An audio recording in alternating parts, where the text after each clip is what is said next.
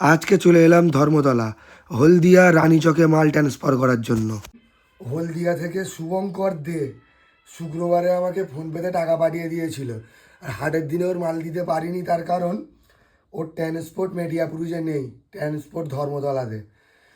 ওই জন্য আমি সোমবারে মাল পাঠাচ্ছি, ফোনে কথা বলে নিয়েছিলাম। আর তার সাথে আমাকে রিকোয়েস্ট করেছিল যে কিছু টি শার্ট কিনে পাঠাতে হবে। আমি আমার বিল্লাপুর বাজারের একটা রিলেটিভ মানে রিটেলার দোকানদার ছিল, তার কাছ থেকে একটা টি শার্টওয়ালার নাম্বার নিয়ে আমি ডিল করিনি, ডাইরেক্ট কাস্টমারকে দিয়ে দিয়েছিলাম। কাস্টমার টাকা পাঠিয়ে দিয়েছিল এই টি শার্টওয়ালার অ্যাকাউন্টে। এই টি শার্টওয়ালা হাটেতেই আমাকে 4 বান্ডিল মাল দিয়ে দিয়েছিল। তো ওখান থেকে আমি 4 বান্ডিল মাল নিয়ে ঘরে চলে এসেছি। আজকের এই মালটা প্যাকিং করে নিয়ে ধর্মতলায় যাবো। আমি প্যাকিং কমপ্লিট করে বাইকে মাল বেঁধে নিয়ে 3A বাস স্ট্যান্ড পর্যন্ত এলাম। 3A বাস স্ট্যান্ডে বাইক রেখে দিয়ে ট্যাক্সি নিয়ে নিলাম।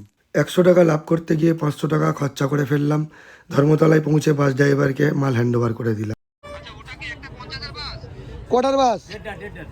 1:30টার বাস। ঠিক আছে, দিয়ে দিচ্ছে।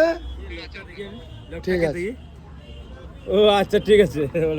একটু খাটুনি ও হেডেক ছিল, তবে ইম্পসিবল নয়।